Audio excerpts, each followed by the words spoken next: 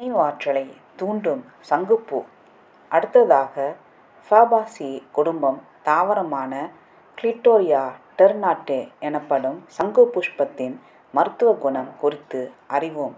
வேலி ஓரங்களிலும் தோட்டங்களிலும் பயிராகும். இதை கன்னிக்கொடி, இரிகண்ணு, காக்கணம், காக்குரட்டை என்ற சித்த மருத்துவ நூல்கள் விவரிக்கிறது. வெள்ளை பூவுடையது வெங்காக்கட்டான் என்றும், நீல நிற பூவுடையது கருங்காக்கட்டான் என்றும் அழைக்கப்படுகிறது.